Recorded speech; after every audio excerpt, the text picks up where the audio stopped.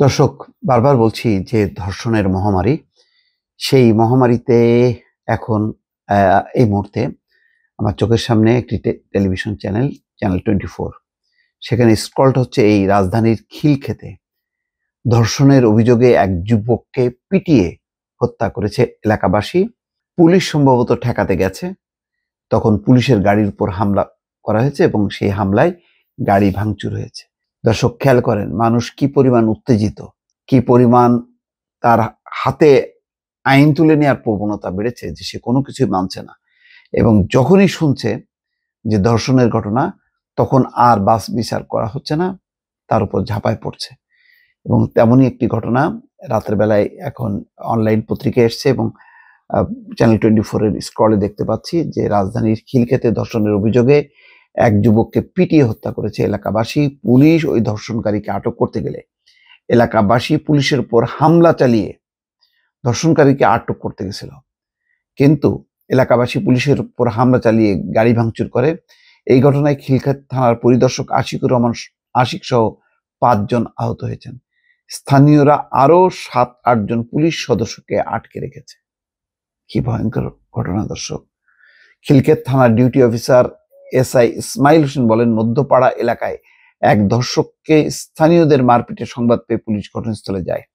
ওই ধর্ষককে আটক করে থানায় নিয়ে আসার পথে সেখানে বিক্ষুব্ধ জনতা পুলিশের গাড়িতে হামলা করে ধর্ষককে গাড়ি থেকে নামিয়ে আনে, পুলিশের কাছ থেকে তার মানে ছিনিয়ে নেয়, গাড়ি থেকে নামায় আনে।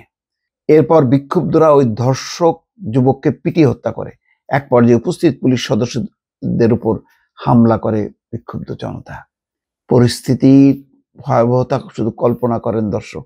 ওই অভিযুক্তকে আটক করে নিয়ে যাচ্ছিল, কিন্তু পাবলিক তো মনে করছে যে এই ধর্ষককে তো ওই থানায় নিয়ে যাওয়া হবে, আদালতে পাঠানো হবে, তারপর সে জামিনে বের হবে, তার শাস্তি হবে না।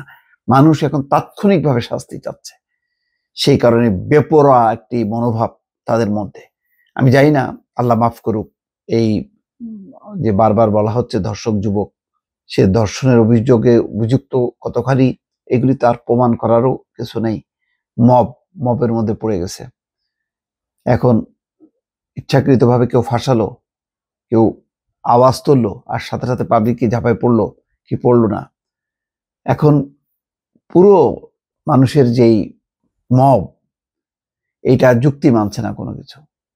যুক্তি অযুক্তি যাই হোক না কেন, মানুষ এখন বেপরোয়া, সবকিছু সে নিজে নিজেই সিদ্ধান্ত নিচ্ছে। এএসআই ইসমাইল আরো জানান, রাত 12:15 পর্যন্ত তাদের 7-8 জন পুলিশ সদস্যকে এলাকাবাসী আটকে রেখেছে। তদন্ত ওসি সহ 5 জনকে উদ্ধার করে একটি হাসপাতালে ভর্তি করা হয়েছে। তিনি জানান, বর্তমানে মধ্যপাড়া এলাকা থমথমে অবস্থা বিরাজ করছে। সেখানে পুলিশ ও সেনাবাহিনী সহ অন্যান্য আইন শৃঙ্খলা বাহিনীর সদস্যরা উপস্থিত রয়েছেন। প্রাথমিকভাবে নিহত যুবকের পরিচয় এখনো পাওয়া যায়নি। কি বুঝছেন দর্শক, পরিস্থিতি কোন দিকে যাচ্ছে? যেদিকে যাক না কেন, ভয়াবহ এটা। শুধু বলি, পরিস্থিতিটা খুবই ভয়াবহ। এইভাবে চলতে গেলে আইনের শাসন প্রতিষ্ঠা করা যাবে না। শেষ পরিণতি কি বলতে পারছি না। আবারও বলি দর্শক, আল্লাহ মানুষকে হেদায়েত করুক, দেশের জন্য মানুষের জন্য দোয়া করবেন। আল্লাহ হাফেজ।